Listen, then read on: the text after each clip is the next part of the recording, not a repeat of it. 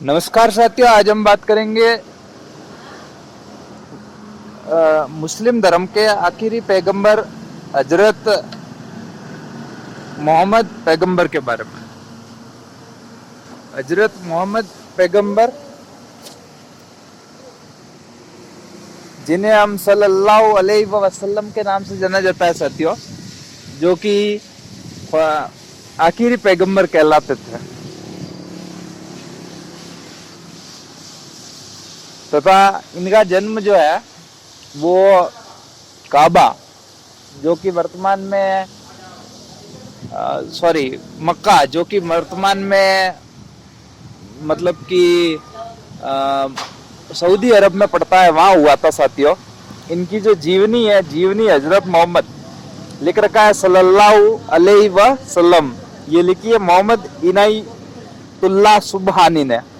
जीवनी लिखी है हजरत मोहम्मद साहब के सल्लल्लाहु अलैहि वसल्लम, जिन्हें कहा जाता है मोहम्मद इनायतुल्लाह सुबहानी ने, जिसका अनुवाद किया है नसीम गाजी फलाई ने। कहानी दिन हुए मिस्र में शिक्षा व प्रशिक्षण विभाग के महानिदेशक जनाब मोहम्मद अहमद बरानी की निगरानी में अल्लाह के रसूल हजरत मोहम्मद की सीरत पर एक पुस्तक माला प्रकाशित हुई थी, जो 14 खंडों पर आधारित थी। मौलाना मोहम्मद अब्दुल कई साहब संपादक थे। कहने का मतलब है कि जो जीवनी लिखी है, बायोग्राफी, यूट्यूब पे भर रहा हूँ। हाँ हाँ, तो इसमें जो है कुछ विषय वस्तु कुछ ऐसी है कि खुद जो है ये लेखक है श्रीमान मोहम्मद इनायतुल्लाह सुबहानी, इन्होंने अपने कुछ बातें लिखी है, जिसमें कहते हैं वो अपनी बात, फिर वो कहते हैं विषय वस्तु, फिर कहते हैं भई प्रात की बेला, फिर किरणें फूटती है, फिर आती है खुदा की आवाज, फिर पहली पुकार, फिर कसम कस, फिर काली घटाए, फिर नाजुक दौर, फिर कारवा बनता गया, फिर विदाए वतन, फिर सत्य का संदेश तलवारों की छाव में, फिर खुने दिल व जिगर से जिंदगी को सींचा है, तौहीद के दीप पर आंधियों के हमले और बूथ टूट गए, और जीवन के अंतिम दिन। तो इस तरह से जो है 36 नंबर पेज नंबर पर जब हम आएंगे तो किरणें फूटती है में बताया है कि मोहम्मद, क्या ऐसा नहीं कि अल्लाह ने तुमको यतीम पाया तो ठिकाना प्रदान किया और सत्य मार्ग से बेखबर पाया तो सीधा रास्ता दिखलाया। कुरान सूरा नंबर 93:6-7। बेशक ऐसा ही है। माँ बाप की आंखें बंद हुई तो मोहम्मद वही सल्लल्लाहु अलैहि वसल्लम अल्लाह की रहमतों से महरूम ना हुए। यह उसी की बड़ी मेहरबानी थी कि आपको ऐसे दादा मिले जो आप पर माँ बाप की तरह मेहरबान थे, फिर ऐसे चाचा मिले जिन्होंने आपको कभी यतीमी का एहसास तक ना होने दिया। दादा अब्दुल मुत्तलिब, इनके दादाजी का नाम था साथियों दादा अब्दुल मुत्तलिब, की कई बीवियां थी। उन बीवियों से 10 बेटे थे। अबू तालिब न तो भाइयों में सबसे बड़े थे और न सबसे अधिक मालदार थे, न तो सबसे बड़े थे और न ही ज्यादा क्या थे साथियों, पैसों वाले थे।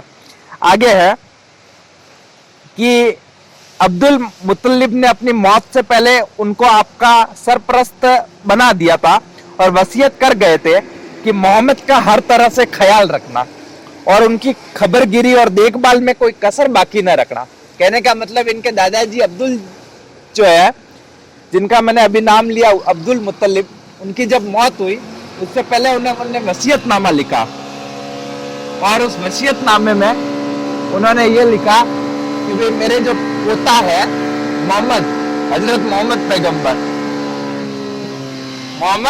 पैगंबर, उसके जो है उसका जो है वो विशेष ख्याल रखा जाए और उसे जो है वो कोई भी परेशानी ना आनी चाहिए। अब्दुल मुत्तलिब की कई बीवियां थी, बता दिया मैंने साथियों। आगे है अब्दुल मुत्तलिब की तरह अबू तालिब भी मोहम्मद सल्लल्लाहु को बहुत मानते थे। अबू तालिब वही अंकल, उनके हमेशा भतीजों को अपने साथ रखते, सोते तो साथ लेकर सोते, कहीं जाते तो साथ लेकर जाते, आपके आगे ना उनको अपनी जान की परवाह होती, ना अपने बच्चों की। उनको आपसे इतनी मोहब्बत क्यों थी? आप दिन रात उनकी निगाहों के सामने रहते, वे देख रहे थे कि आपके अंदर सच्चाई और ईमानदारी है, शराफत और पाकबाजी है, बात बात से सूझबूझ और अक्लमंदी का सबूत मिलता है, एक एक चीज काबिलियत का पता देती है। चचा की सरपरस्ती में 4 साल बीत गए। सरपरस्ती कहते हैं साथियों देखभाल को। शरीर बढ़ता रहा, बुद्धि में व्यापकता आती रही और नैसर्गिक योग्यताएं और शक्तियां उभरती रही। 12 साल के हुए तो शरीर में काफी मजबूती और ताकत आ चुकी थी। सोचने समझने में गैर मामूली गहराई थी, मतलब बहुत ज्यादा गहराई थी। बुद्धिमत्ता कमाल की थी। आईक्यू लेवल जो है वो मोहम्मद साहब का क्या था साथियों? बहुत ज्यादा था। अबू तालिब जो कि उनके अंकल थे, वो उन्हें देखकर सख्त हैरान और आश्चर्यचकित होते थे। अब उनकी नजर में आप बच्चे न थे, बल्कि सूझबूझ रखने वाले बड़ों के समान थे। वे बेझिझक हर तरह के मामलों में आपसे राय मशवरा करते थे, जैसे कोई व्यक्ति अपने किसी बराबरी के व्यक्ति के साथ करता है। उसी जमाने में जबकि आपकी उम्र लगभग 12 साल थी, अबू तालिब ने शाम के कारोबारी सफर पर जाने का इरादा किया। सफर बड़ा लंबा था और राह कठिन।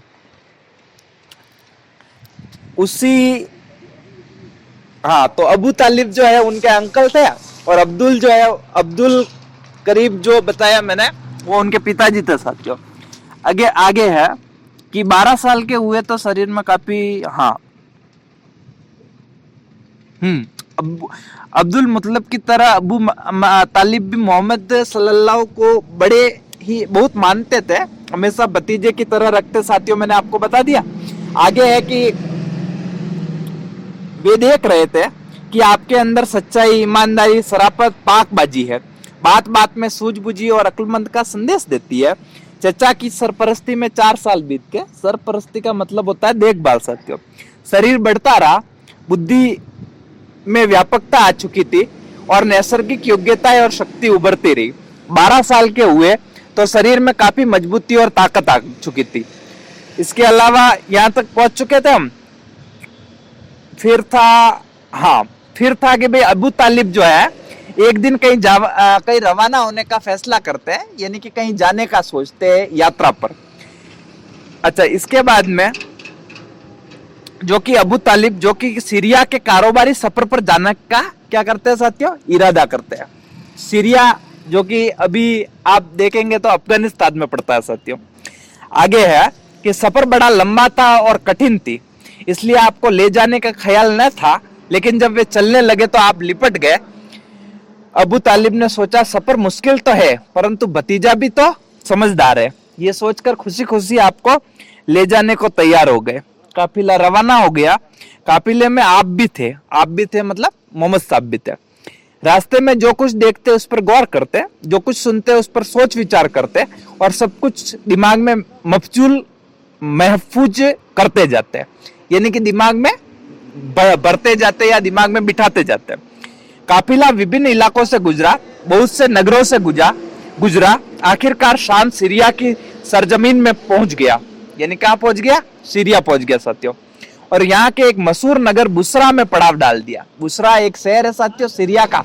वहां पे बुसरा में बहिरा नामी एक ईसाई संत था। उसके गिरजाघर के पास ही एक छायादार जगह थी। कुरैश व्यापारी जब भी बुसरा पहुंचते वहीं पर ठहरते। बुसरा ठहर कर कुछ देर आराम करते और फिर आदित्यों और व्यापारियों से मिलते।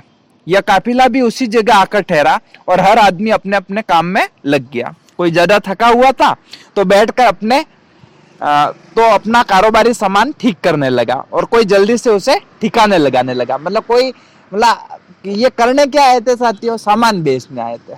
समझ में आ रही है? आगे अभी कोई बहुत ज्यादा देर नहीं हुई थी, लोग इसी तरह अपने अपने कामों में लगे हुए थे कि एक व्यक्ति बुलाने आया। बोला आप लोग बहिरा के यहाँ तशरीफ ले चले। बहिरा के यहाँ, अब ये बहिरा कौन है आगे चलता है। उन्होंने खाने का इंतजाम किया और आप सभी लोगों को क्या दिए साथियों? दावत दिए। किसने कहा? एक आदमी ने। लोग हैरत से एक दूसरे का मुंह ताकने लगे। निगाहें मानो एक दूसरे से पूछ रही थी कि वे यहाँ कई बार आए, ठहरे, चले गए, लेकिन बहिरा ने कभी नहीं पूछा। अच्छा साथियों, बहिरा जो है वो वहां पे कई सालों से रह रहा था, और जो उनके अंकल है वो भी कई सालों से जा रहे थे, और ये जो काफिला है वो भी कई सालों से जा रहा था, लेकिन पहली बार कौन साथ में गए थे? हजरत मोहम्मद पैगंबर। तो किसने बुलावा दिया है? बहिरा ने। बहरहाल दावत कबूल कर ली और सभी लोग उस व्यक्ति की रहनुमाई में रवाना हो गए। हाँ, केवल मोहम्मद रह गए। कहने का मतलब है मोहम्मद साहब नहीं गए। आगे आप नहीं गए इसलिए कि अभी बच्चे थे। बुहेरा ने सबका बहुत ही जोरदार स्वागत किया। बोला, भाइयों मैं चाहता हूं कि आज तुम सब मेरे साथ खाना खाओ और तुम में से कोई भी न रह जाए। काफिले वाले बोले, हम सब आ गए। हाँ, एक छोटा लड़का भी साथ था लेकिन वो नहीं आ पाया। बहिरा ने कहा, नहीं नहीं, लड़का है तो क्या हुआ, उसको भी बुला लाओ, वह भी क्या खा लेगा, खाना खा लेगा। उनकी हैरानी और बढ़ गई। एक तो अपनी आदत से हटकर दावत की, फिर ये भी जीत की कोई रह ना जाए। कहने का मतलब है पहली बार जीवन में किसी ने दावत दी होती है साथियों, और वो आदमी कह रहा है कि भाई साहब सब आ गए और छोटे बच्चे को आप लेके नहीं आए, तो उसको भी लाओ। बुहेरा, क्या बात है कि आज आपने हमारी दावत की, जबकि हम तो यहाँ पे कितने सालों से आ रहे हैं, इससे पहले भी तो कभी करते? उन्होंने बड़े ताज्जुब से पूछा, यानी आश्चर्य से पूछा। बहिरा कहता है कि आप लोग मेहमान हैं, हमारे पड़ोस में आकर ठहरे हैं, हम पर आपका हक है, हमें आपका ख्याल करना ही चाहिए। मैंने चाहा कि आप लोगों का कुछ सत्कार हो जाए। और क्या बात हो सकती है, खुदा की कसम कोई बात है जरूर, केवल इतनी बात तो हो नहीं सकती। काफिले वालों को टेंशन हो रही थी कि भाई पहली बार खाने पे बुलाया है तो क्या बात हो सकती है। आगे चले। बुलाने वाला अबू तालिब के पड़ाव पर गया, मोहम्मद को साथ लेकर आया। बुहेरा और सारे मेहमान बैठे आपका इंतजार कर रहे थे, और बहिरा की नजर किस पर पड़ी साथियों? मोहम्मद पर। और वहीं टकटकी लगाकर किसको देखता रहा? वो मोहम्मद साहब को। सबने खाना खाया और इधर उधर फैल गए। कोई तो चहलकदमी कर रहा था और कोई घूम कर बुहेरा को गिरजाघर देख रहा था। बुहेरा का गिरजाघर देख रहा था मतलब गिरजाघर साथे जानते साथियों, मतलब कि ईसाई घर, यानी कि बुहेरा क्या था? ईसाई था। आगे चले साथियों। बुहेरा आपके पास आया, आपके पास मतलब मोहम्मद साहब के पास आया और बोला, बेटा तुम्हें लात और उज्जा की कसम, जो कुछ पूछो ठीक ठीक बता देना। लात और उज्जा की कसम ना दीजिए, मोहम्मद साहब ने तुरंत टोकते हुए कहा। अच्छा, खुदा की कसम, जो कुछ पूछो सब बतला देना। बहिरा ने दूसरी बार पूछा, बड़ी विनम्रता से पूछा। फिर मोहम्मद साहब ने कहा कि पूछिए, क्या पूछते हैं? बहिरा आपसे आप ही के बारे में तरह तरह के सवाल करने लगा। कुछ मिजाज और तबीयत का हाल पूछा, कुछ आदत और स्वभाव का हाल पूछा कि आपकी आदतें क्या है, आपका स्वभाव कैसा है, इस बारे में। उसके हर सवाल का जवाब जो है किन्होंने दिया? मोहम्मद साहब ने। इतने में अबू तालिब मोहम्मद को लेने आ गए। अब अबू तालिब कौन है? पहले ही बता चुका हूं, अबू तालिब अंकल है। ये लड़का तुम्हारा कौन होता है? बहिरा ने अबू तालिब से पूछा। उन्होंने कहा कि ये मेरा बेटा है, जबकि वो लगता क्या थे साथियों? भतीजे। अबू तालिब ने यूं ही चलता चलता सा जवाब दिया, ये कैसे हो सकता है, ये तुम्हारा बेटा नहीं है, इस लड़के का बाप जिंदा हो यह हो नहीं सकता। बहिरा ने अबू तालिब की बात का इनकार करते हुए कहा। आपके बारे में बहिरा की यह मालूमात देखी तो अबू तालिब दंग रह गए। हाँ, यह मेरा भतीजा है। और इसका बाप?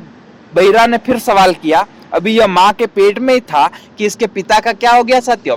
इंतकाल हो गया। यानी कि जब मोहम्मद साहब अपनी माँ के पेट में थे तब उनके पिताजी का क्या हो चुका था? इंतकाल, यानी डेथ। अबू तालिब ने बात को स्पष्ट किया, तुमने सच कहा, अब अपने भतीजे को घर वापस ले जाओ और देखो इसे यहूदियों से बचाए रखना।